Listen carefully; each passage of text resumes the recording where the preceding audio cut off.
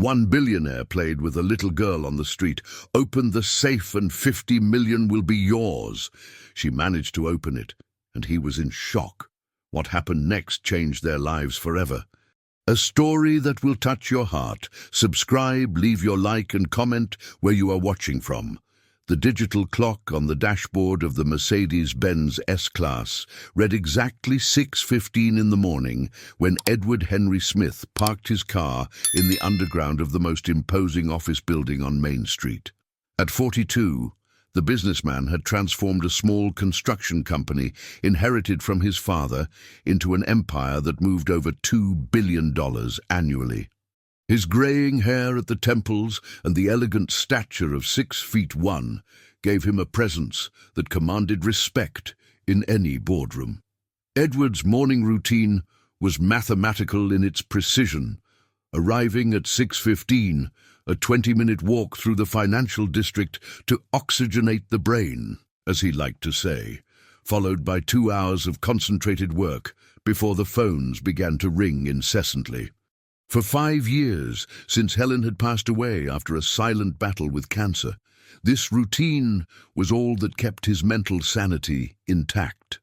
On that March morning, the air in Springfield carried an unusual freshness.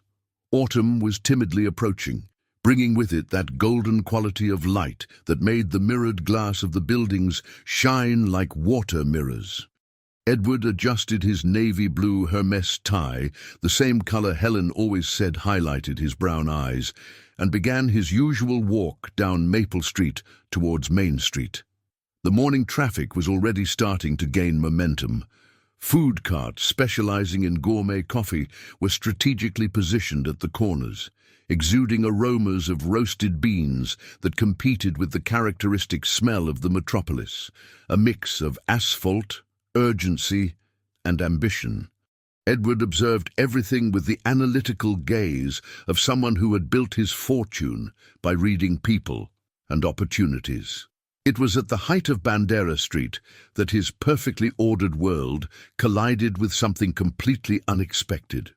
A large cardboard box, decorated with colorful drawings seemingly made with crayons, was strategically placed between 2 trees. It was not uncommon to see homeless people in the area. The social inequality in America spared no neighborhoods, even the wealthiest in the capital. But something about that box caught his attention.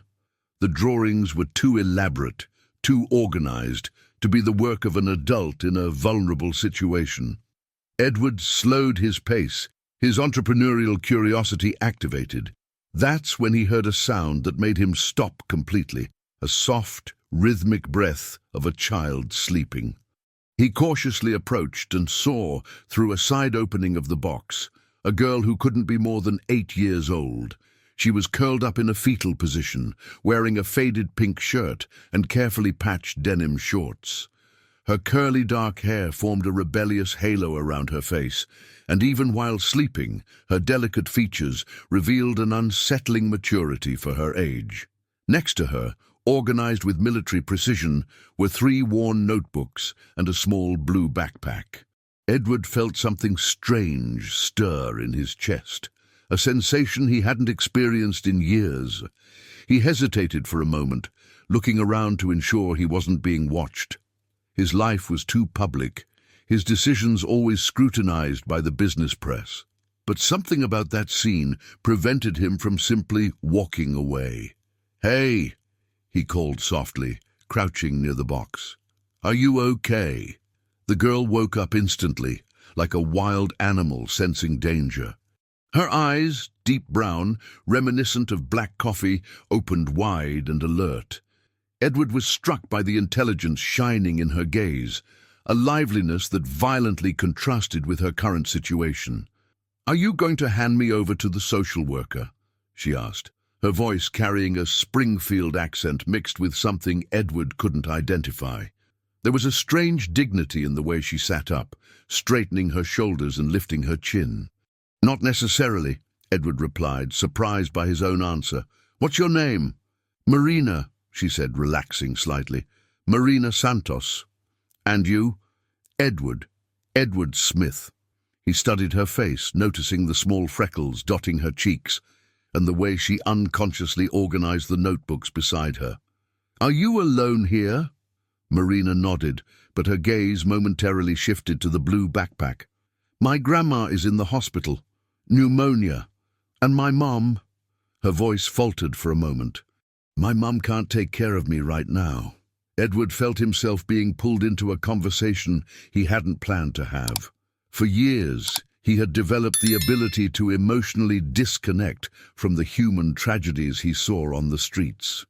It was a survival necessity in a city like Springfield, but something about Marina was different. "Do you go to school?" he asked, noticing that the notebooks were filled with careful notes, some in English, others that seemed to be math equations. "When I can. But they require a permanent address for enrollment."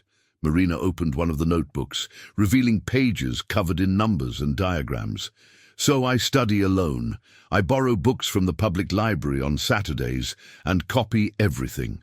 Edward looked closer and was astonished by the complexity of the calculations. They were not elementary exercises. They were concepts of advanced mathematics, some he recognized from his own civil engineering degree. "Where did you learn this?" he asked, pointing to a sequence of equations about material resistance. "I read some old books I found in a college's trash."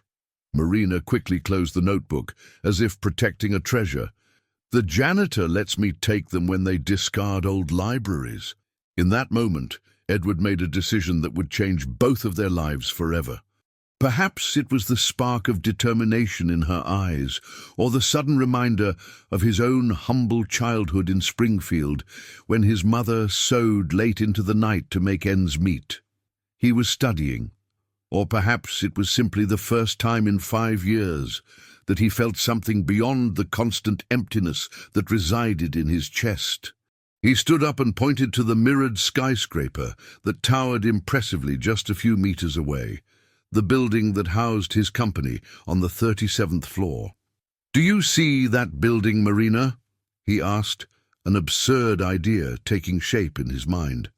"In my office up there, there's a digital safe. It's one of the most secure in the world, with a 12-digit code that even I can't crack without the electronic combination."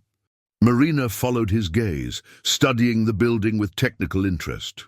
"If you can open that safe," Edward continued, not believing the words coming out of his mouth, $50 million are yours." The silence that followed was filled only by the distant roar of morning traffic. Marina looked at him with an intensity that made him question whether she was really an 8-year-old child. "Are you serious?" she finally asked. "Completely serious." Marina closed her eyes for a moment, as if processing complex calculations in her mind. When she opened them again, there was a steely determination in her gaze. "I accept the challenge," she said, extending her small hand to shake his, "but I'll need 3 months to study." Edward shook her hand, feeling the surprising firmness of her grip. In that moment, looking at that extraordinary girl amidst the colorful drawings in her cardboard house, he knew he had just made the most important bet of his life. 3 days after meeting Marina, Edward found that sleeping had become a distant luxury.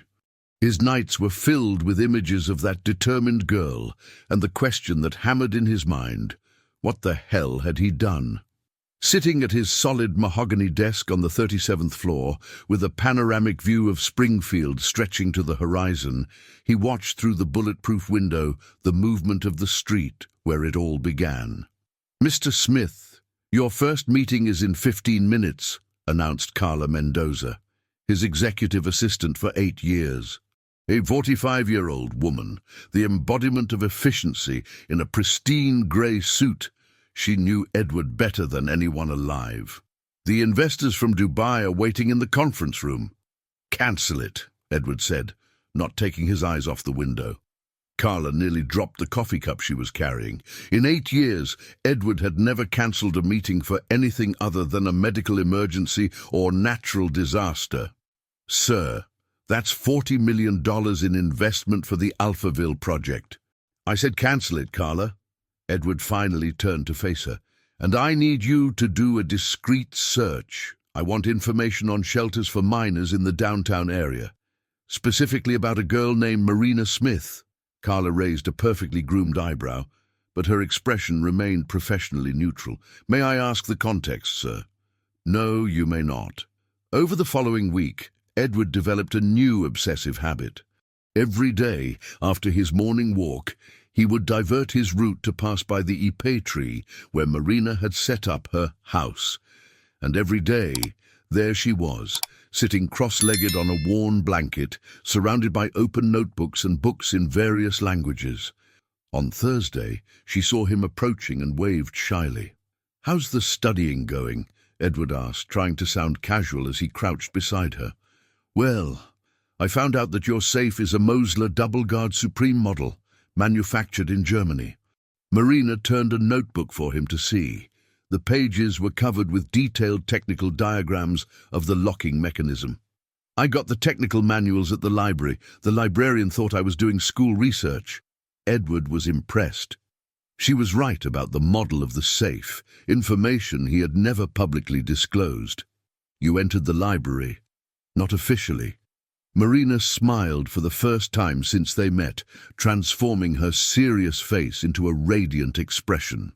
"But I found out that if you wear a school uniform and carry a lot of books, no one questions your presence anywhere." "That's clever."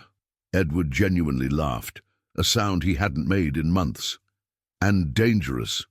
"Everything worth it is dangerous, Mr. Smith. My mum used to say that." The mention of her mother brought a shadow to Marina's face, and Edward felt a familiar tightening in his chest. It was the same pain he carried when he thought of Helen. "Where is she now, Marina?"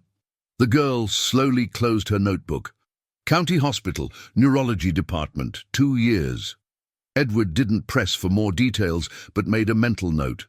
Carla would have complete information by the end of the day. "And what about food? Where are you eating?" "There's a lady, Miss Johnson, who sells meals on Oak Street. She lets me help serve in exchange for a meal." Marina organized her books with military precision. "And sometimes there's leftover bread at the bakery on the corner at the end of the day." Carla's report arrived on Friday, thick as a corporate merger contract. Edward read it twice, feeling a mix of admiration and horror grow in his chest. Marina Smith, 8 years old, orphaned since she was 5. IQ tested at 165 during a brief stay in a municipal shelter, classified as gifted. Mother, Lucy Smith, 32 years old, victim of a stroke after complications from diabetes. Persistent vegetative state for 24 months. Maternal grandmother, Joanna Santos, 68 years old, hospitalized for severe pneumonia at the public employee hospital for a week. The girl had literally chosen the streets to avoid being separated from the only family she had left. Edward closed the report and looked out the window. Down below, Marina was in her usual spot. But this time she wasn't alone. A woman in her 40s, brown hair tied in a practical bun, was crouched beside her, gesturing animatedly as she spoke. He recognized the type immediately. Social worker or a staff member from a child protection agency. The navy blue blazer and the document folder confirmed his suspicions. Edward didn't think twice. He abandoned the meeting he was conducting with 3 ministers about federal bids and took the elevator down 47 floors in record time. "I understand your resistance, Sarah, but the temporary shelter in Maplewood is much better than the current situation," the woman was saying as Edward approached.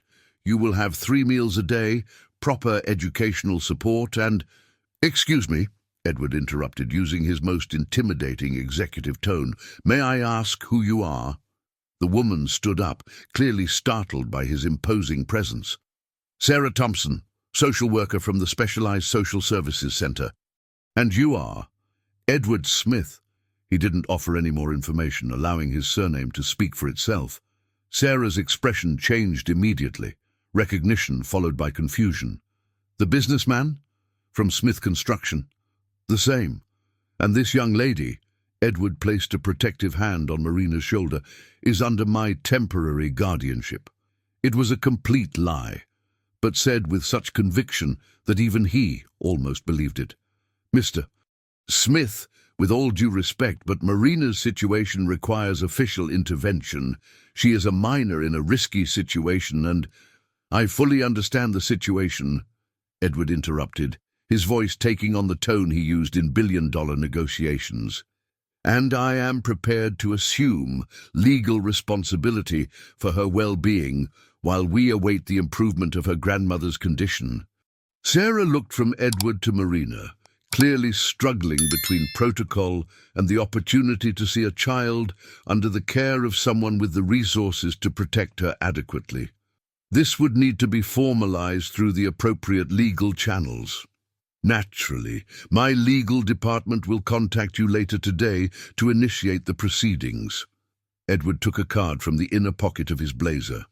"In the meantime, Marina will stay in safe accommodation and will have access to the educational resources she needs." Marina looked at Edward with an expression that mixed gratitude and distrust. "Mr. Edward, I don't want to be a burden." "You are not a burden, Marina. You are an investment." He crouched down to meet her eye level. "And I always protect my investments." 2 hours later, Edward found himself in a situation he had never imagined, buying children's clothing at City Centre Mall while Marina tried on her first new dress in 3 years. "It's so fancy," she said, looking at herself in the fitting room mirror with a genuinely astonished expression. The navy blue dress with white details accentuated her brown eyes and gave her the appearance of the child she truly was.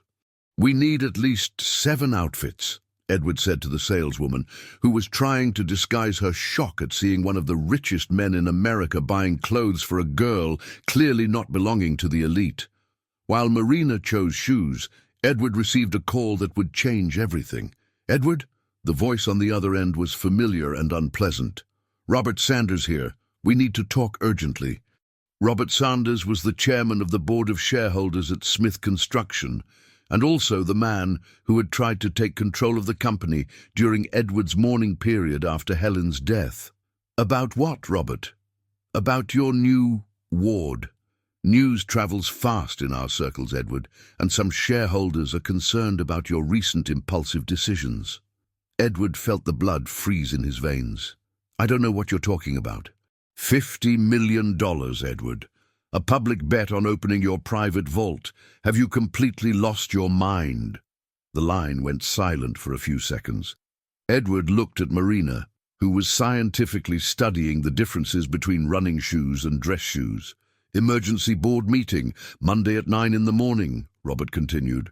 "And Edward, bring a good lawyer." Monday arrived with the typical drizzle that turned the city into a faded watercolor. Edward watched the drops running down the armored window of his office, each seeming to carry the weight of the decisions he had made the previous week. In 4 decades of business life, he had never felt as vulnerable as he did at that moment, waiting for the meeting that could determine not only his future, but Marina's fate. "Mr. Smith." "They are already in the meeting room," announced Carla, her voice carrying an unusual tension. "And, sir, there are journalists in the lobby. Apparently, someone leaked information about the situation." Edward adjusted his tie, this time a burgundy Armani that Helen said brought luck in difficult negotiations, and walked through the travertine marble corridors toward the main meeting room. The environment, usually filled with the productive buzz of a growing company, was strangely silent.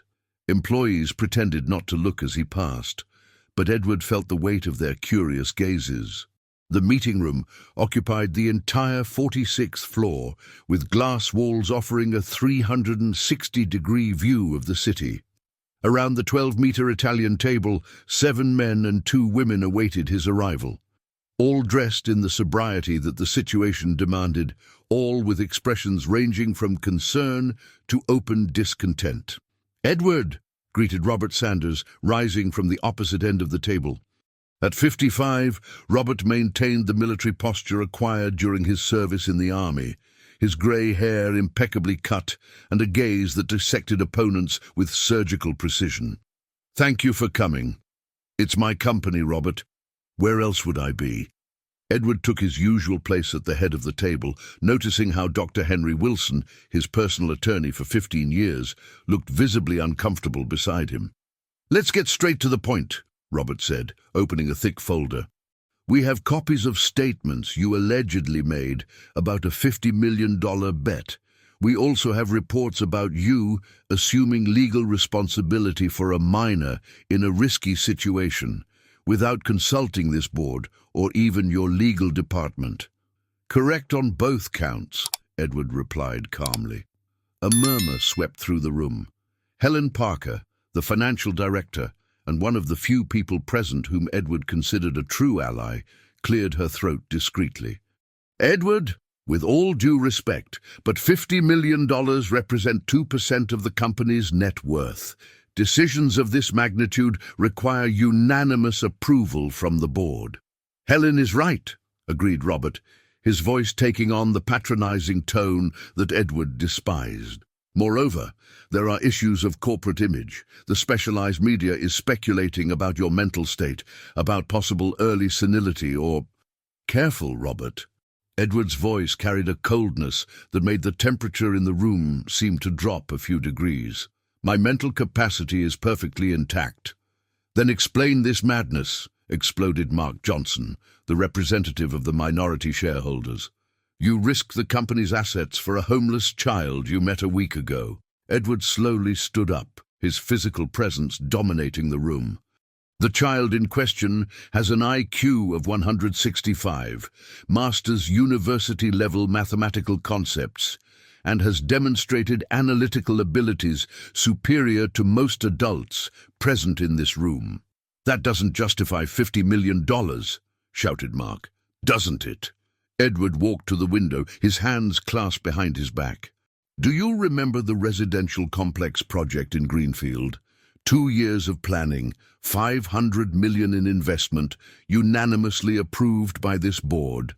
Everyone nodded, confused about the direction of the conversation. "Well, last week Marina, the homeless child, identified 3 critical structural flaws in the foundations of that project in less than an hour of analysis. Flaws that our engineers failed to detect in 2 years. The silence that followed was heavy as molten lead. "That's impossible," murmured Helen Parker. "Dr. Wilson, please distribute the copies of the technical report I commissioned last Friday," said Edward. The attorney, clearly reluctant, distributed documents across the table. Edward watched the expressions change from skepticism to surprise and finally to something close to horror. According to an independent analysis by the German company Techstruct, the flaws identified by Marina could result in the partial collapse of the complex within 5 to 7 years. The cost of post-construction correction would be approximately $800 million, not including compensations and lawsuits. Robert flipped through the report with growing discomfort. "How can an 8-year-old? "Because this child possesses a talent that transcends age or social background," Edward interrupted, "and because I recognize value where others see only vulnerability."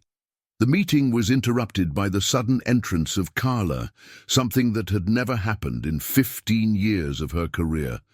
"Mr. Smith, forgive the interruption, but there's an urgent situation downstairs." Edward felt his stomach tighten. "Marina?" "Yes, sir. The press found her at the temporary shelter. There are at least 20 journalists trying to interview her." The room erupted into simultaneous conversations, but Edward was already heading for the door. "This meeting is suspended," he declared over his shoulder. "Dr. Wilson, arrange private security for Marina immediately. Robert, if you or any member of this board speaks to the press before our conversation is concluded, I will consider that a declaration of war." The Hope Temporary Shelter, located in Maplewood, was a 3-story building painted light yellow that tried to disguise its institutional function with well-kept gardens and a colorful playground. When Edward arrived, the place looked more like a journalistic battlefield. Vans from major news networks occupied the entire sidewalk. Reporters with microphones were vying for strategic positions while cameramen adjusted their equipment. The entrance gate was surrounded by a crowd shouting simultaneous questions at anyone who came in or out. Edward parked 2 blocks away and walked toward the chaos, putting on sunglasses and pulling the hood of the jacket he always kept in the car for emergencies. He managed to blend into the crowd of onlookers that had gathered to witness the spectacle. "Confirm if it's true that an 8-year-old is going to receive $50 million, shouted a reporter from record to the shelter's director, a middle-aged man who was sweating profusely despite the mild temperature. "I cannot comment on specific situations of our residents," he replied, clearly out of his comfort zone. "I ask that you respect the privacy of the children." "Dr. Smith! Dr. Smith is here!" shouted someone. Edward cursed silently as the crowd turned to him like a single organism. Within seconds, he was surrounded by microphones and cameras. "Dr. Smith, is it true that you bet $50 million with a homeless child? What is your relationship with the minor Marina Smith? Is it true that you are facing resistance from the board of shareholders?" Edward raised his hands, asking for silence. When the buzz diminished slightly, he spoke with the voice that had commanded thousands of employees and impressed international investors. "Marina Smith is a young girl of extraordinary intellectual potential who has temporarily found herself in a situation of social vulnerability. My company is committed to supporting Brazilian talents, regardless of their socio-economic background." "But $50 million, Doctor." "True talent has no price," Edward replied simply. "And Marina has already demonstrated the ability to generate value far exceeding that amount." At that moment, one of the windows on the 2nd floor of the shelter opened, and Marina appeared. Even from a distance, Edward could see her expression of terror at the crowd shouting her name. "Marina! Marina! Look here!" shouted the photographers, cameras firing like visual machine guns. The girl recoiled from the window, clearly frightened, and Edward felt something primal awaken in his chest. It was the same feeling he had experienced when a competitor tried to sabotage his business, but multiplied by 1,000. "The interview is over," he declared, forging a path through the crowd with iron determination. "Dr. Smith, just one more question." "No." His voice cut through the air like a blade. "And if any of you continue to harass this child, you will face a legal battle that will last for years and cost fortunes you do not possess." 20 minutes later, Edward was sitting in the makeshift office of the shelter's director, watching Marina take a glass of orange juice with slightly trembling hands. She had changed. She wore a new dress made from borrowed clothes from the center, a yellow t-shirt with a Snoopy design, and a pair of jeans that were too big for her. "How did they find me?" she asked, her voice smaller than Edward had ever heard. "Someone leaked information," he replied, struggling to control the anger in his voice. "But this won't happen again." "Mr. Edward," said the center director, a friendly man named Charles Miller, "with all due respect, it might be better to transfer Marina to a more remote unit where she can have more privacy." "No." Edward's response was immediate and definitive. "Marina, do you want to continue our agreement?" She looked him in the eyes, and Edward saw in them the same steely determination that had made him admire her from their first meeting. "I do, Mr. Edward, but I don't want you to get in trouble because of me." Edward smiled, the first genuine smile in days. "Marina, my problem started long before I met you. At least now they have a purpose." The first week of April brought a radical change to Edward's routine.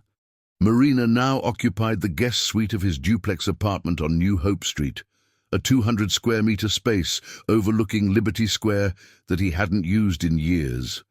The minimalist decor in shades of white and grey, which had once reflected his emotional state, now violently contrasted with the explosion of colours that Marina had brought with her.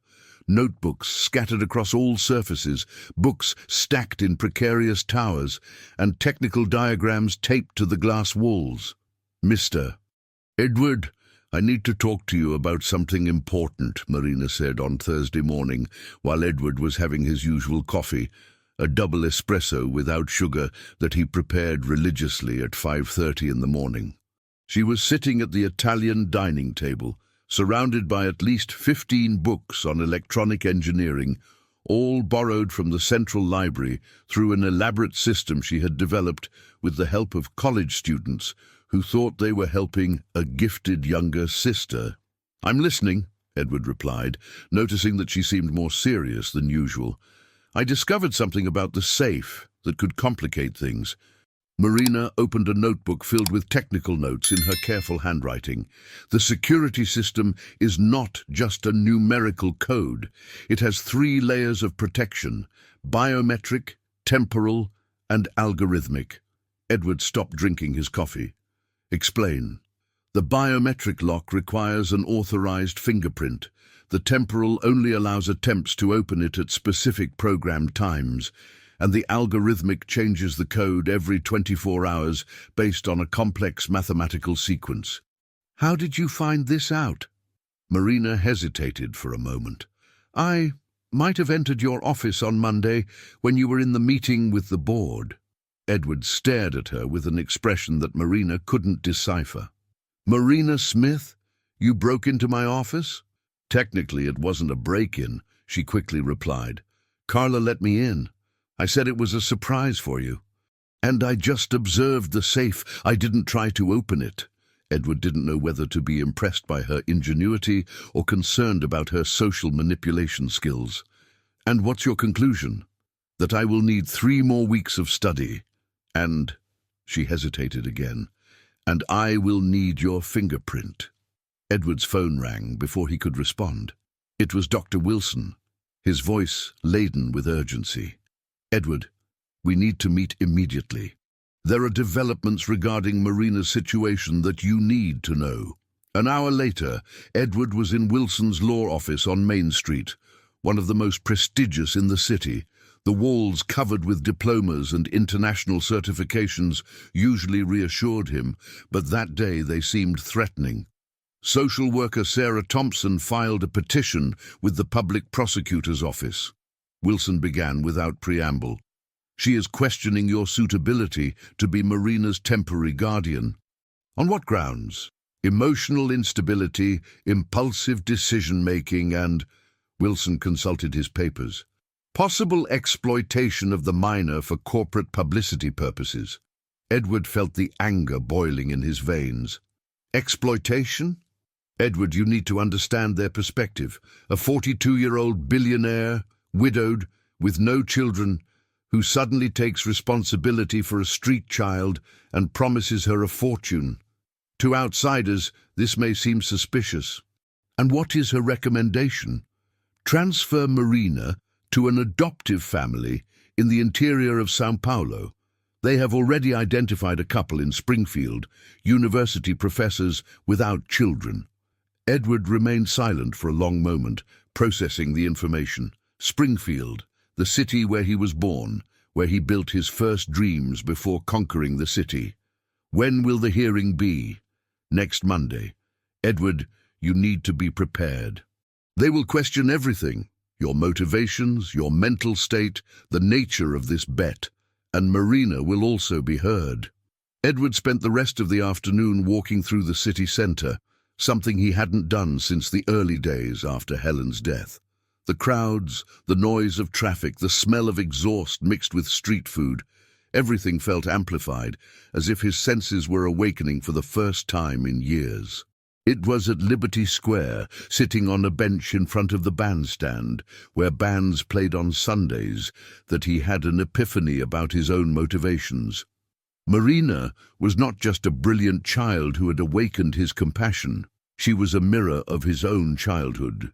The poor boy from Springfield, who dreamed of building skyscrapers, who studied civil engineering with books borrowed from the municipal library, who worked on his father's construction sites to pay for college.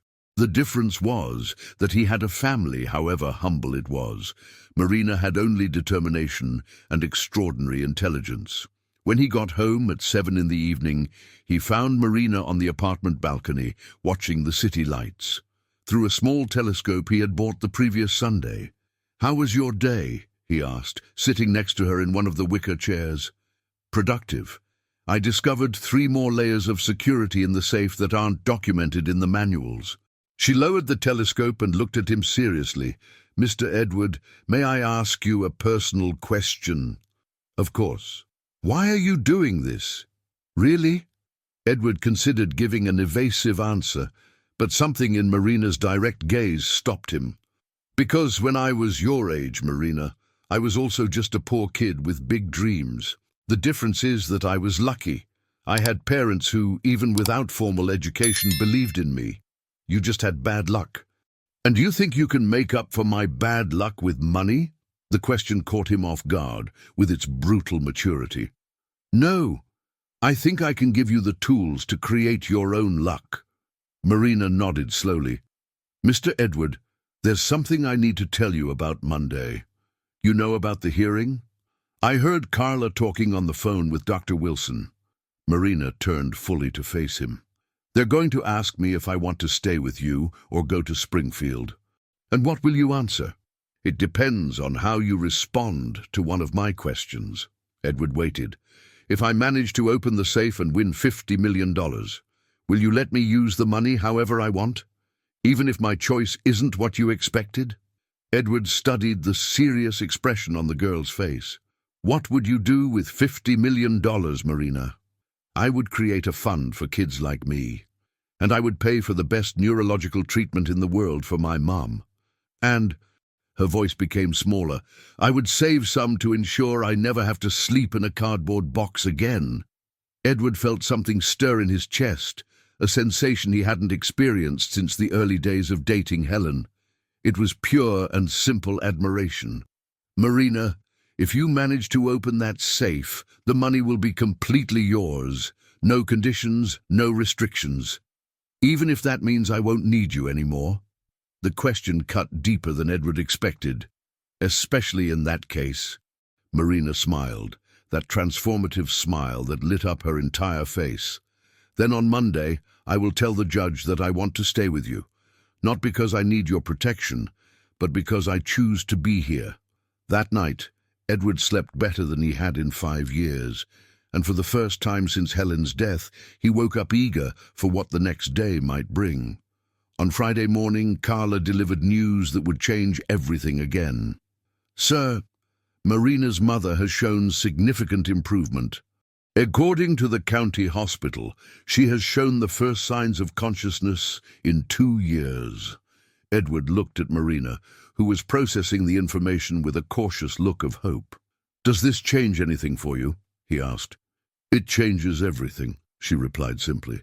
"Now I have even more reasons to open that safe." The county hospital loomed like a giant of concrete and hope in the middle of the city, its towers connected by aerial walkways that seemed like veins, transporting life between different departments.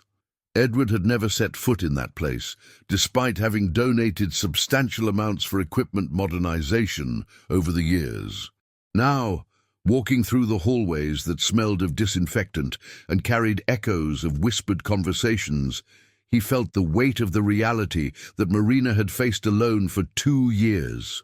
"She's in bed 34 in the neurology wing," Marina said, her voice controlled but with an almost imperceptible vibration of anxiety.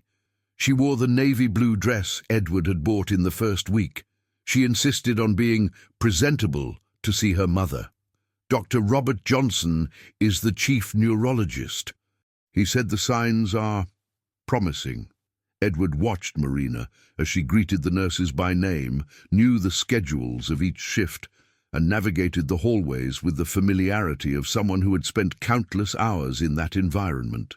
It was yet another layer of the forced maturity of this extraordinary girl. "Marina, what a joy to see you!" A nurse in her 50s, grey hair tied in a practical bun, approached with a genuine smile. "And you must be Mr. Edward. Marina has told us a lot about you." Edward shook the extended hand, impressed by the firmness of the grip. "The pleasure is mine, sister. How is Lucy doing today?" "Every day better. Yesterday she moved her right-hand fingers when Marina was talking about math." Sister Mary chuckled softly. "Even in a coma, it seems she recognizes her daughter's passion for numbers."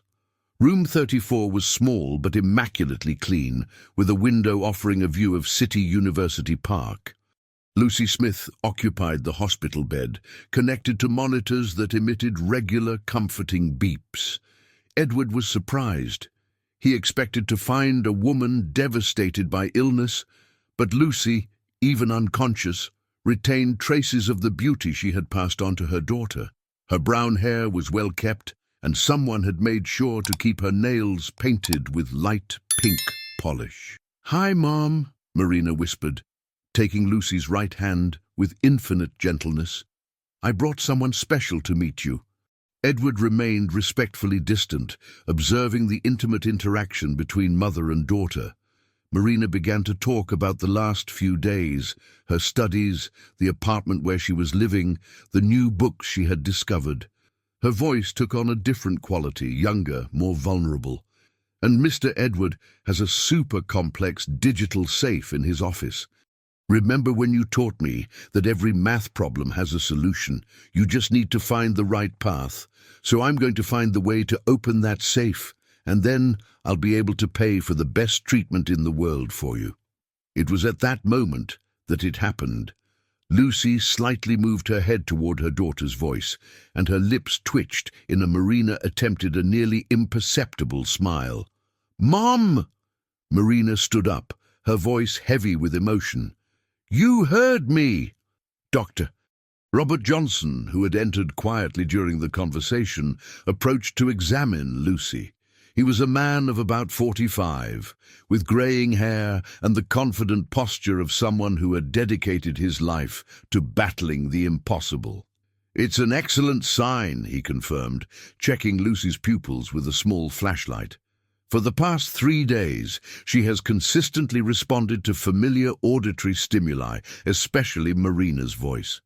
"Doctor, what is the real prognosis?" Edward asked. "Doctor." Johnson hesitated for a moment, weighing his words. "Mr. Smith, 2 years in a vegetative state is a significant period, but Lucy is young, and the stroke did not affect the areas of the brain responsible for basic cognition. With intensive physical therapy and appropriate neurological treatment—" "Money is not an issue," Edward interrupted. "It's not just a financial matter. It's a matter of time, dedication, and—" Dr. Johnson looked at Marina. "And the love of those willing to fight for recovery." Marina squeezed her mother's hand tighter. "I will fight, Doctor. We will fight together." As they left the hospital, Edward and Marina walked in silence through the parking lot. The late afternoon sky painted shades of orange and purple, and the typical rush-hour traffic began to intensify on the surrounding avenues. "Mr. Smith," Marina finally said, "now I need to open that safe more than ever. Marina, I can pay for your mother's treatment regardless of the bet." She stopped walking and looked at him with a seriousness that reminded him of Helen in her most determined moments. "It's not about accepting charity, Mr. Smith.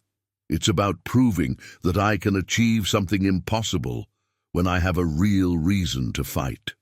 The following Sunday, a day before the hearing that would determine Marina's future, Edward made a decision that surprised even himself. He decided to take her to see Springfield, the city where he was born, and that she could call home if the hearing did not go as planned. The drive took 3 hours along the highway, through landscapes that gradually changed from the dense urbanization of São Paulo to the rolling sugarcane fields of the countryside. Marina spent most of the trip studying electronic maps on the tablet Edward had bought her, but also silently observing the scenery through the window. "It's different from what I imagined," she said when they arrived in downtown Springfield. "What do you mean?" "More organized, more peaceful." Marina noted the wide streets, the well-preserved historic buildings, and the tree-lined squares. "It seems like a place where normal people live normal lives." Edward parked in front of the house where he had grown up, a a simple two-story brick home in Maplewood with a well-kept front garden and a fruit tree he had planted himself at the age of 10. "This was my home," he said. Marina studied the building with technical interest. "Were you happy here?" "Very.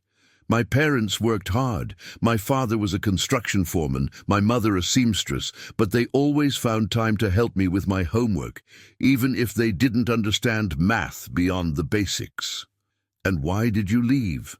Edward considered the question while observing the house where he had shaped his first dreams. "Because São Paulo represented limitless possibilities. Here I would always be the son of Foreman Smith. There I could become anything." "And you became a billionaire," Marina noted. "Yes, but I also became a very lonely person." They spent the rest of the afternoon visiting Springfield University, where Edward showed Marina the engineering labs and libraries she could attend if she stayed in the city. They also met a couple of professors, Dr. Mark Williams and Dr. Sarah Johnson, who offered to adopt her. They were genuinely caring people, with a cozy home filled with books and musical instruments. Sarah taught literature at the university, and Mark was a physics professor. They welcomed Marina with genuine enthusiasm and talked to her about her academic interests for hours. "You would be very welcome here, Marina," Sarah said while preparing a snack in the cozy kitchen. "We have contacts with the best educational programs for gifted children in the state. And Springfield has an excellent quality of life," Mark added. "You could have a more normal childhood, away from the pressures of the media and the complexities of São Paulo." On the way back, Marina remained silent for kilometers. Edward respected her silence, understanding that she needed to process the options before her. "Mr. Smith," she finally said, as they spotted the illuminated skyline of São Paulo on the horizon, "can I ask a very direct question?" "Always. If I choose to stay in São Paulo with you, it won't be because I need your protection or your money. It will be because I believe that together we can do things neither of us could accomplish alone. Do you understand the difference?" Edward felt something open in his chest, a feeling of completeness he hadn't experienced in years. "I understand perfectly, Marina. And do you understand that if you choose to go to Springfield, I will fully support your decision, even if it means not having you nearby?" "I understand, and that's exactly why I want to stay." On Monday morning, as they prepared for the hearing that would officially determine Marina's fate, Edward received a call that would change everything for the third time in 2 weeks. "Edward," said the familiar voice of Robert Sanders, but this time without the usual hostility. "We need to talk before your hearing. I have a proposal that may interest both you and the board." "I'm listening." "How about turning this whole situation into a business opportunity, an educational foundation, with Marina as the first beneficiary and symbol? Imagine the impact on corporate image, tax incentives, the possibilities for international partnerships." Edward hung up the phone without responding. He looked at Marina, who was finishing organizing her notebooks in a new folder. "Ready to change our lives?" he asked. "Ready," she replied, extending her hand to shake his. "Let's show them what a non-traditional family can achieve." The Central Forum in Springfield, located at Liberty Square, stood like a temple of justice in the heart of the city.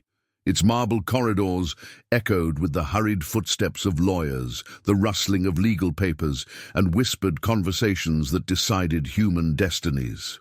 Edward had never been in a courtroom as a party involved, only as a witness in corporate cases. Now, sitting next to Marina on the dark wooden bench in the courtroom, he felt the weight of responsibility in a completely new way. The juvenile courtroom was smaller than Edward had expected, with light beige walls and windows filtering the morning light of May. At the central table, Sarah Thompson organized her documents with the precision of someone who fought daily to protect children. Her navy blue suit was impeccable, but Edward noticed the faint lines of fatigue around her eyes, marks of a professional carrying the weight of hundreds of similar cases. "Marina Smith!" called the clerk, a middle-aged man with thick-rimmed glasses. Marina stood up, adjusting the light blue blazer that Edward had insisted she wear. At 8 years old, she had a posture that many adults envied, upright but not stiff, confident without being arrogant. Judge Dr. Henry Mendonça, a man of about 60 with completely white hair and eyes that seemed to have seen all kinds of human tragedy, studied Marina for a long moment before speaking. "Good morning, Marina. Do you understand why we are here today?" "Yes, Your Honor. You need to decide whether I will live with Mr. Edward in Springfield or with teachers Mark and Sarah in Springfield." "Exactly. And do you have a preference?" Marina glanced briefly at Edward before responding. "I do, sir. But first, I would like to explain a few things, if you allow me." Dr. Mendonça raised an eyebrow, clearly intrigued. "Go ahead, Your Honor. I know my situation seems strange to adults. A street child who met a billionaire and suddenly is living with him. I know this may seem suspicious or unlikely." Sarah Thompson shifted uncomfortably in her seat. "But," Marina continued, her voice gaining strength, "I want to explain why I choose to stay with Mr. Edward. It's not because he has money. The teachers in Springfield also have enough resources to give me a good life. It's not because he promised $50 million. That money, if I get it, will be used to help other children like me." "So why, Marina?" asked Dr. Mendonça, his voice softening. "Because Mr. Edward sees in me what I really am, not what my situation suggests I should be. He doesn't treat me like a poor child who needs to be saved. He treats me like a person capable of great achievements."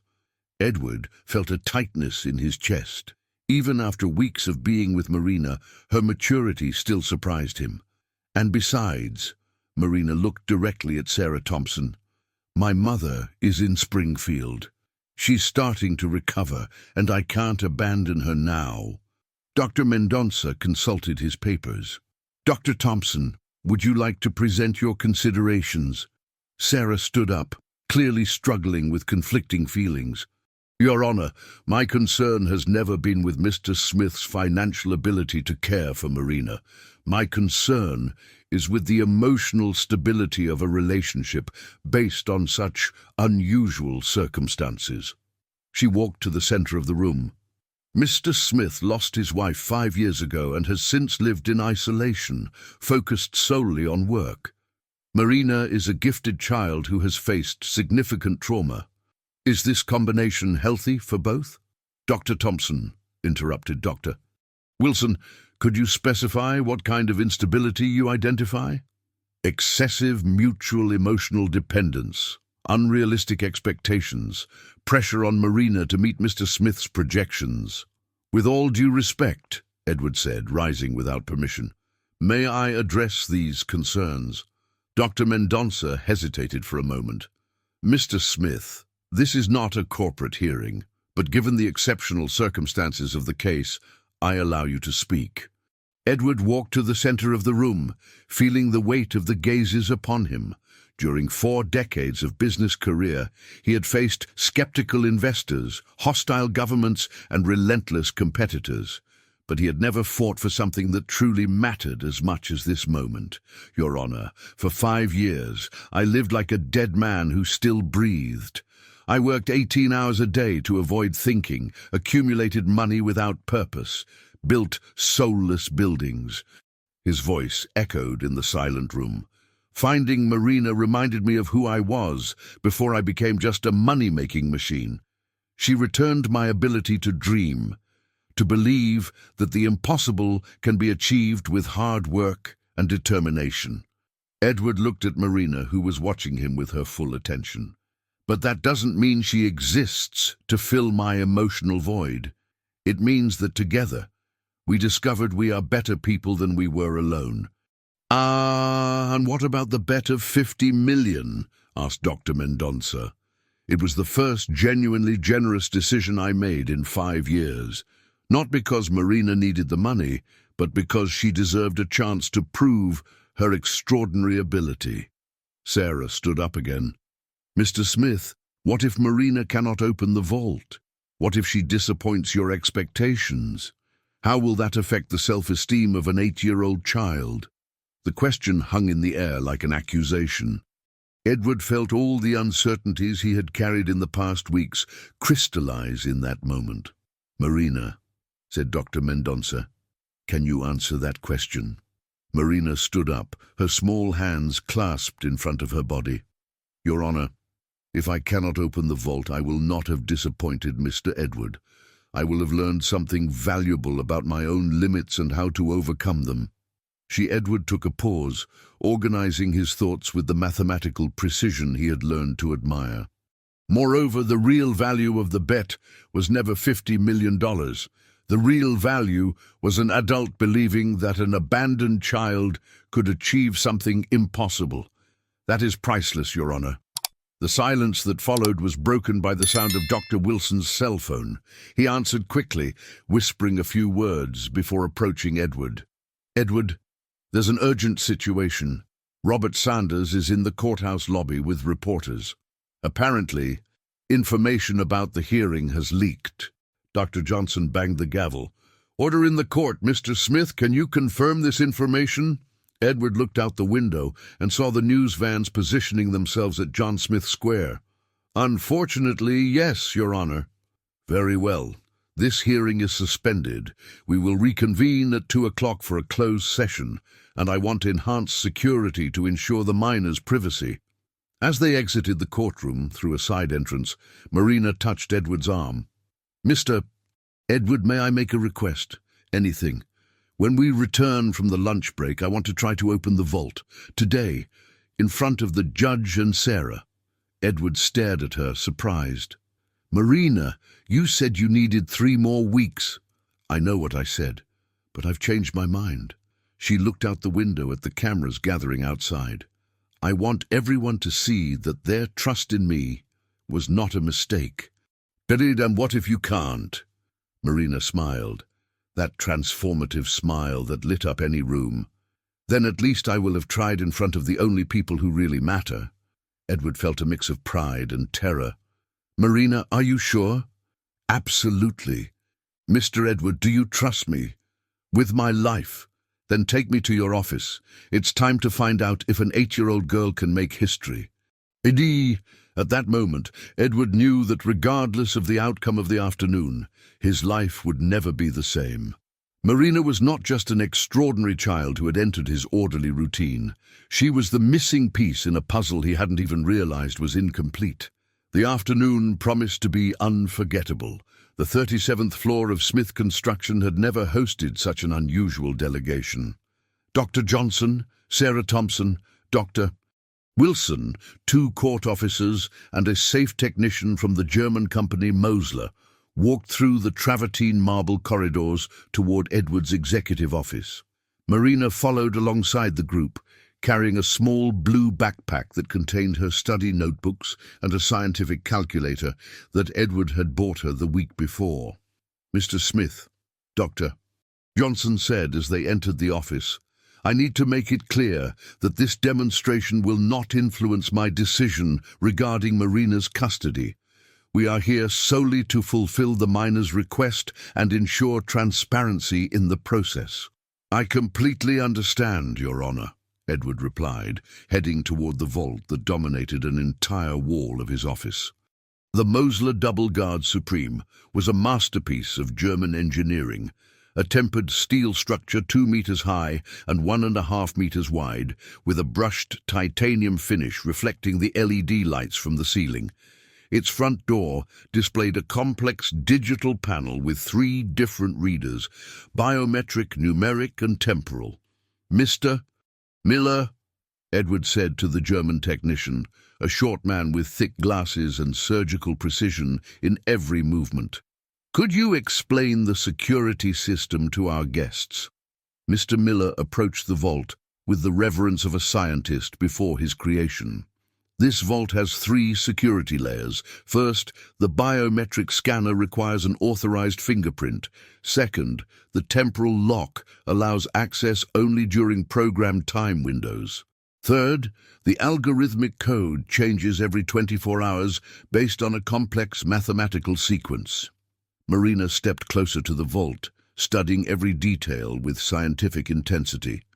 "Mr. Miller, what is the mathematical basis of the algorithmic sequence?" The German seemed surprised by the technical question coming from a child.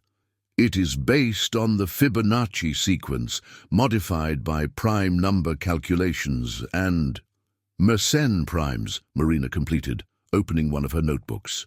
"Specifically those related to Euler's constant." Mr. Miller stared at her with growing astonishment. How do you know this?"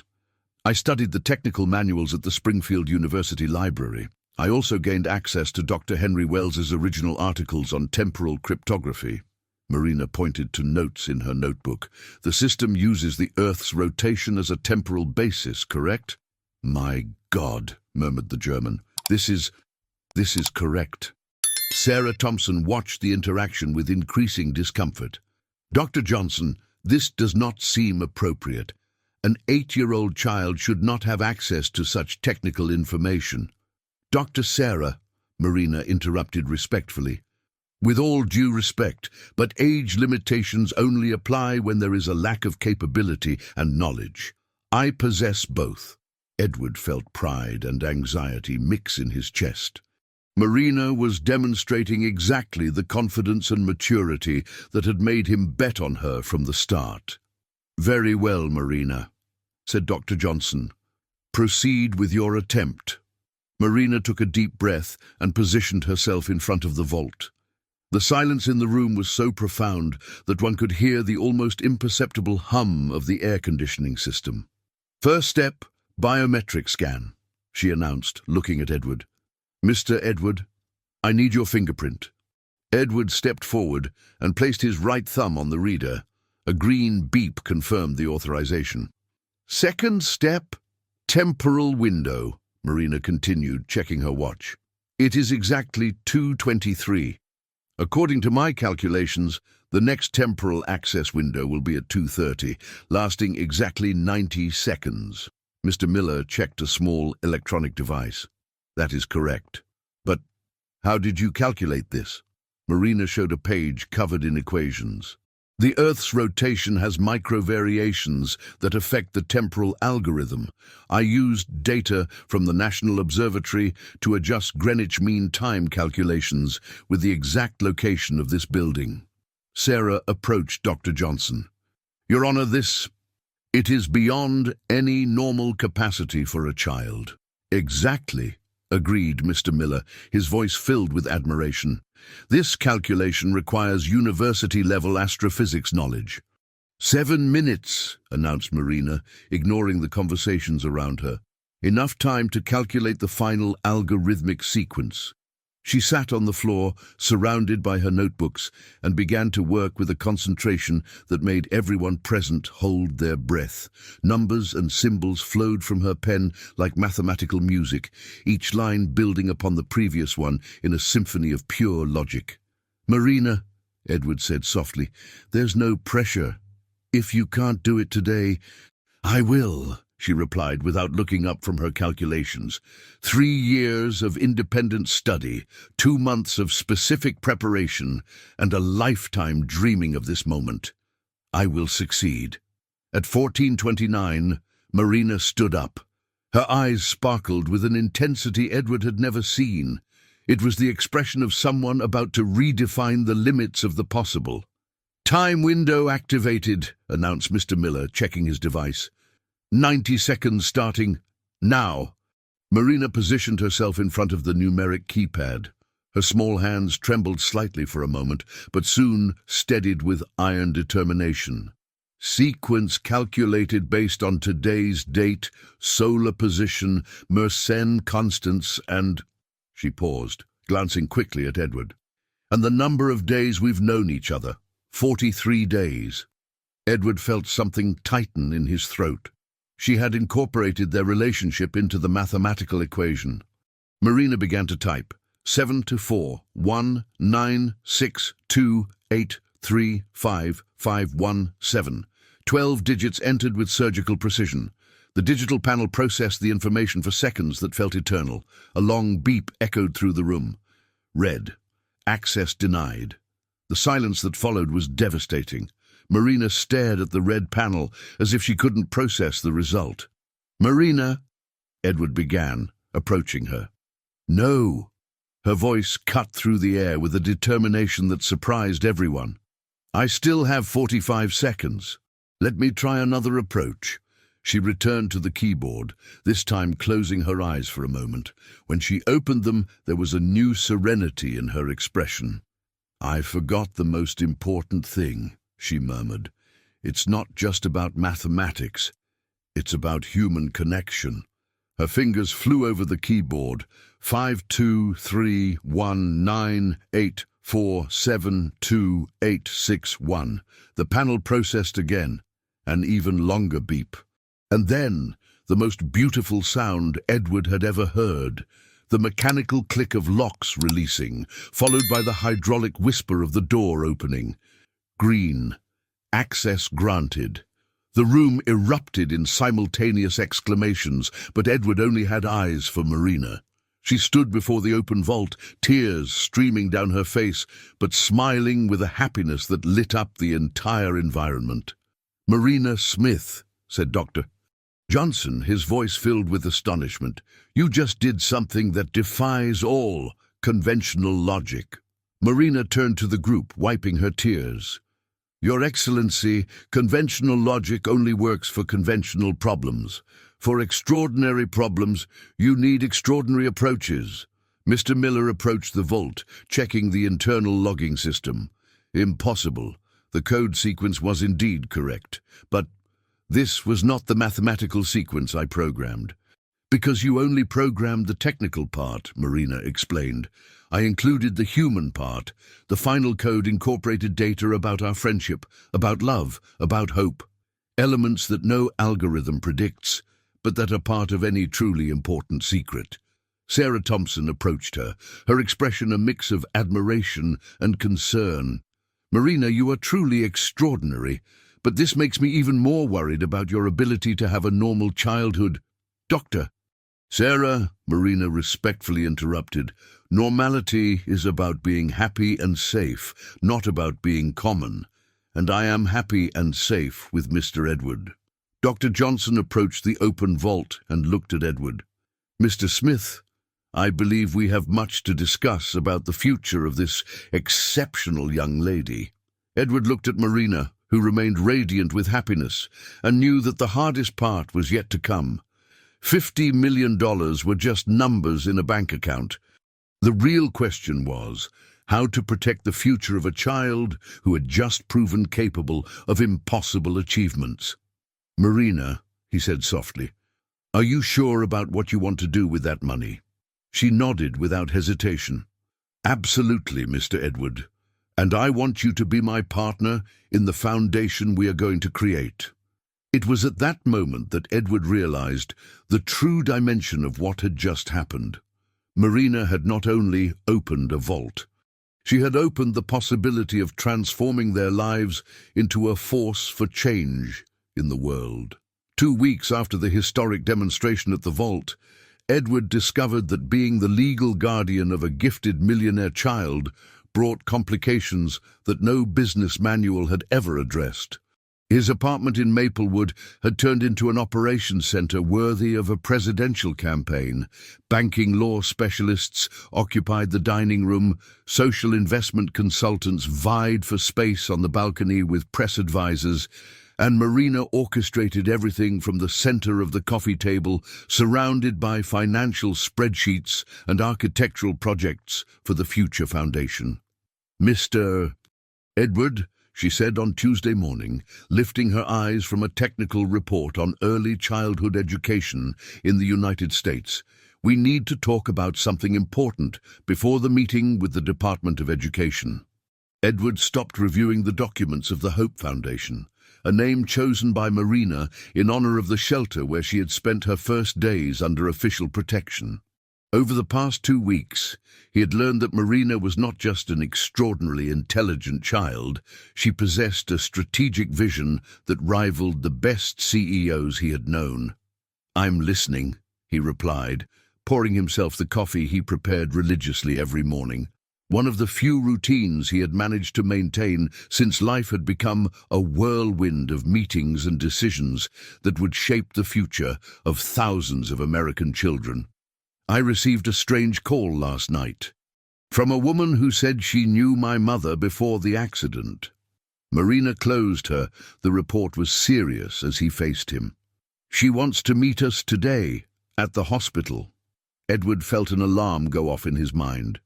In recent weeks, dozens of people had emerged from nowhere claiming connections to Marina, distant relatives seeking money, opportunists wanting to take advantage of her sudden fame, even criminals attempting failed kidnappings that were thwarted by the private security he had hired. Marina, you know we need to verify anyone who...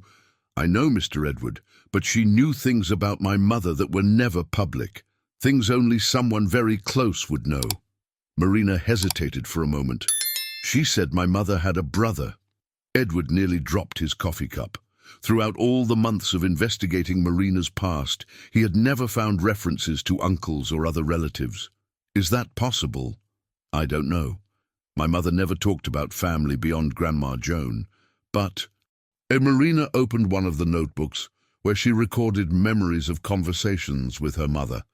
I remember a few times she seemed sad when we passed by playgrounds where there were children playing with uncles or cousins, as if she missed something. An hour later, Edward and Marina walked through the familiar corridors of County Hospital, but this time accompanied by two discreet security guards. Marina's sudden fame as the girl who opened the impossible safe had turned public appearances into national security events. "There," said Marina, pointing to a woman in her 40s waiting in the corridor of the neurology ward. Edward studied her from a distance, brown hair pulled back in a simple bun, modest but well-kept clothing, a posture that mixed nervousness with determination. There was something in her facial features that vaguely resembled Marina, but it could just be coincidence. "You must be Marina," the woman said as they approached, her voice laden with contained emotion. "I'm Patricia Smith, your mother's sister." Marina studied her with the same scientific intensity she applied to math problems. "If you are really my mother's sister, why have you never shown up before?" Patricia took a deep breath, clearly prepared for the question. "Because your mother and I had a falling out 10 years ago when you were only 2 years old. A nasty fight about life choices, about family responsibilities." "What kind of fight?" Edward asked, his voice carrying the authority he used in delicate negotiations. "Lucy got pregnant very young, dropped out of school, chose to raise Marina alone after your father died." Patricia looked at Marina with a mix of remorse and affection. "I thought she was wasting her life, that she should put Marina up for adoption and finish her engineering degree." Marina visibly tensed. "You wanted my mother to abandon me? I was younger, more selfish. I thought I knew the best path for everyone." Tears began to form in Patricia's eyes. "But when I heard about the accident, when I found out you were alone, it took me 2 years to gather the courage to look for her." "And why now?" Edward asked. "Because I saw on television what Marina accomplished. I saw that Lucy was right. She raised an extraordinary daughter, even alone, even without resources. And I realized I wasted years of a family I could have had." Marina remained silent for a long moment, processing the information with her characteristic analytical precision. "Aunt Patricia," she finally said, testing how the word sounded, "do you want to meet my mother again?" The meeting in room 34 was charged with emotion. Patricia approached the bed where Lucy rested, now showing consistent signs of improvement: eye movement, response to verbal stimuli, nascent attempts at speech. "Lou," Patricia whispered, taking her sister's hand. "It's me, Pat. I came to ask for forgiveness." To everyone's surprise, Lucy opened her eyes and focused them on Patricia's face. Her mouth moved slowly, forming an almost inaudible word. "Pat." Dr. Johnson, who was observing the meeting, took quick notes. "It's extraordinary. Lucy is responding to familiar emotional stimuli with increasing intensity. Your presence is significantly accelerating her neurological recovery process. Doctor, Edward asked, what's the real prognosis now?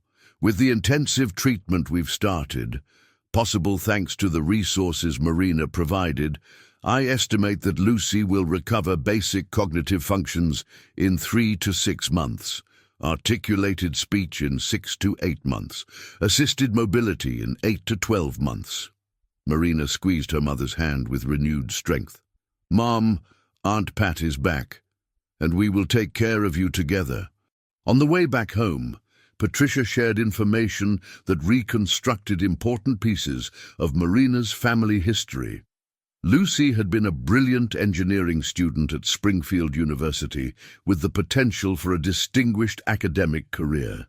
Marina had inherited not only her mother's mathematical intelligence, but also her determination to overcome seemingly impossible obstacles. Your mother always said you would be special, Patricia recounted. Even when you were little, she noticed how you organized your toys in complex patterns, how you memorized numerical sequences from license plates. Do you want to be part of our family? Marina asked directly. Patricia looked at Edward, clearly hesitant. I don't want to interfere with the life you have built. Aunt Pat, Marina interrupted. Family isn't about interfering. It's about joining forces to face whatever comes our way. Edward watched the interaction between the two with a strange sense of completeness. For months, he had worried about his ability to be a suitable family figure for Marina. Now he realized that family could be defined in much broader ways than he had imagined. Patricia, he said, Marina is right, and if you want to be part of our extended family, you will be very welcome. That night, as Marina organized her study notebooks on the porch table, Edward received a call that would change everything again. Edward, said Carla's familiar voice, but with an unusual tension. I need to inform you about a delicate situation. Your daughter Isabel is here at the reception. She wants to talk to you. Edward felt his blood run cold. Isabel. Between Isabel and the cameras, creating a more intimate space. Because the two of us love the same person, and he is suffering because he thinks he has to choose between us. Isabel looked at her in surprise. You don't see this as a competition? Competition for what? Love doesn't diminish when it's shared, Isabel. It only grows. Marina looked at Edward, then back at Isabel. Your father didn't adopt me to replace you. He adopted me because we needed each other. But he gave you $50 million. And I will use every cent to help children who are where I have been. Does that threaten you in any way? Isabel fell silent, clearly disarmed by Marina's direct honesty. Isabel, Marina continued, you have something I will never have. Childhood memories with him, family stories, blood ties that no one can break. Why would you want to throw that away for money? Because money is security, Isabel exploded. Because it's the only thing that guarantees I won't be abandoned again. But you have already been abandoned, Marina said gently. You abandoned yourself when you decided that financial worth was more important than emotional value. The silence that followed was broken by Edward, who approached both of them. Isabel, Marina is right. I didn't abandon you. You distanced yourself because you thought our family was a business, and you were the main shareholder. He took a deep breath. But family doesn't work like a business. In a family, the more you give, the more you receive. And what if I wanted to try again? Isabel asked, her voice small like a scared child's. Then you would be very welcome, Marina replied immediately. I would love to have an older sister. Isabel looked from Marina to Edward, then to the cameras that were still capturing every moment of the reconciliation. I don't know how to start. How about starting by apologizing, suggested Marina, to your father and to yourself. Isabel, Edward said, extending his hand, do you want to get to know your adoptive sister properly? And maybe have dinner with us tonight? Isabel looked at the outstretched hand for a long moment. Then, ignoring the hand, she hugged Edward tightly, 3 years of hurt and longing exploding into a cry that echoed through the silent hallway. "I'm sorry, Father. I'm sorry for everything." Marina stepped closer and, hesitating only for a moment, hugged both of them. "Welcome to the family, Isabel." The cameras captured the moment when 3 broken people found an unexpected way to become a complete family. And Edward realized that Marina had done more than open a vault. She had opened hearts that seemed permanently closed, but the true transformation was yet to come. 6 months after the public reconciliation that turned a family feud into a national story of hope, Edward found himself in a situation he never imagined possible. Sitting in a borrowed wheelchair beside Lucy Smith's hospital bed, watching Marina teach advanced math to his mother, who was relearning to speak, while Isabel organized the legal documents of the Hope Foundation on an improvised table in the corner of the room. "Mom, look," Marina said with infinite patience, showing a notebook covered in colorful equations. "If you can solve this Fibonacci sequence, I will show you the plans for the first school we are going to open in December." Lucy, now with limited but coordinated movements, picked up the pencil with growing determination. 6 months of intensive physical therapy and neurological treatment cost $3 million, a tiny fraction of Marina's resources, but it represented the difference between permanent vegetative state and a second chance at life. "Marina," Lucy said, her speech still slow but clear. "Proud, very proud of you." Edward watched the scene with a mix of admiration and melancholy. In recent weeks, as Lucy regained greater independence, he felt a growing anxiety about his own role in Marina's life. The girl no longer needed protection. She had a recovering biological mother, a dedicated aunt, an adoptive sister, and enough financial resources to secure any future she chose. "Father," Isabel said, approaching with a stack of documents. The lawyers confirmed that the transfer of the last $15 million to the foundation's account has been approved. Marina now has full legal control over her resources. Isabel had changed drastically in recent months. The privileged and resentful young woman had transformed into a competent administrator, passionate about the social cause that Marina had embraced. She had discovered purpose in something greater than family inheritance, and Edward had regained not just a daughter, but a partner in business and life. "Excellent," Edward replied, but his voice carried a note of sadness that Isabel immediately picked up. "Father, can I talk to you in the hallway?" Edward followed Isabel out of the room, leaving Marina and Lucy immersed in the math exercises that had become an essential part of the rehabilitation process. "You are preparing to say goodbye to her, aren't you?" Isabel asked directly. Edward sighed, leaning against the hospital hallway wall. "Isabel, Marina doesn't need me anymore.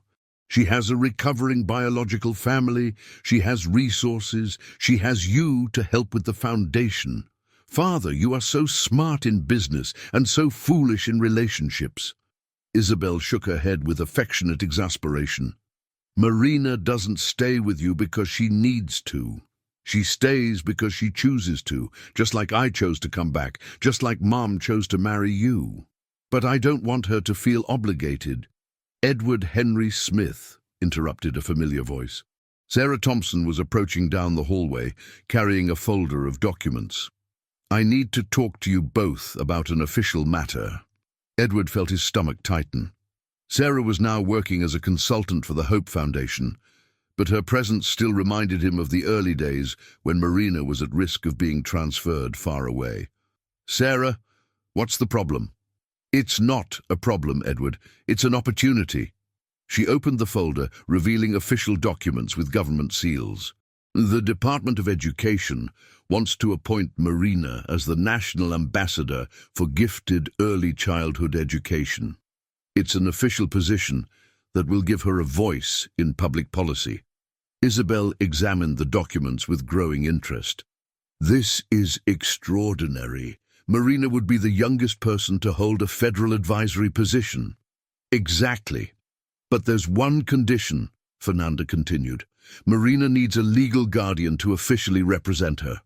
Someone with business credibility and experience in government negotiations. Edward looked from Fernanda to Isabel, processing the implications. We're saying that Marina can't change the education system on her own, Isabel said. She needs you, Dad, not as a protector but as a partner. At that moment, Marina appeared at the door of the room. Mr. Edward, my mother wants to speak with you. Edward returned to the room, finding Lucy sitting on the edge of the bed, her clear eyes focused on him with surprising intensity. Edward, she said, each word carefully chosen, thank you for taking care of my girl. Lucy, I'm not finished. She smiled, the first full smile since waking from the coma. Now, I want to ask a favor. Edward stepped closer, intrigued. Go on. Keep being her dad, even with me back. Marina needs you too. Edward felt his eyes fill with tears. Lucy, are you sure? Marina, explain to me about extended family. Lucy looked at Marina with evident pride. She has 2 families now, biological and chosen. Both are real.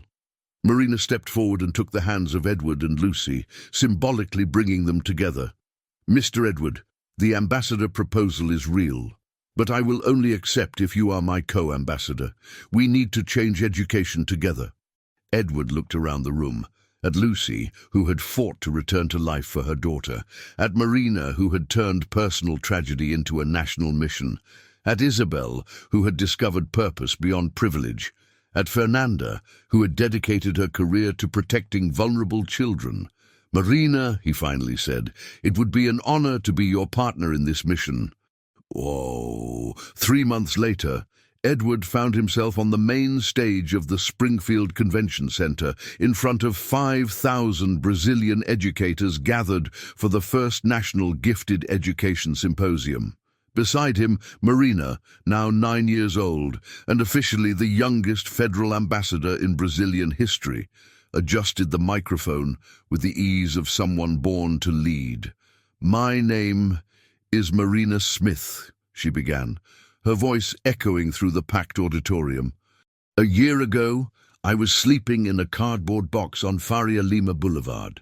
Today, I am here to talk about how to turn the potential of every Brazilian child into reality. Edward watched with pride as Marina presented the results of the first projects of the Hope Foundation. 15 specialized schools in operation, 2,000 gifted children identified and supported, a national teacher training program that had already trained 10,000 educators. But the numbers don't tell the whole story, Marina continued. The whole story is in children like me, who discovered that intelligence without opportunity is just wasted potential. When it was his turn to speak, Edward approached the microphone with a certainty he hadn't felt in years. My name is Edward Smith, and this extraordinary young lady has taught me that true success is not measured by what you accumulate, but by what you build for the future. He looked at the audience, then at Marina. 14 months ago, I was a rich and empty man. Today, I am the father of 2 exceptional daughters and a partner in a mission that can transform Brazil. The applause that followed lasted a full 5 minutes. But Edward was looking at the front rows, where Lucy, now walking with the aid of a cane, was applauding alongside Isabel, Patricia, and Fernanda. A family that no family planning manual had ever described, but that functioned with the harmony of a perfect mathematical equation. After the event, as they walked through the parking lot toward their cars, Marina took Edward's hand. Mr. Edward, can I ask you a question? Always, Marina. Do you still miss the life you had before you met me? Edward stopped walking and crouched down to meet her eye level.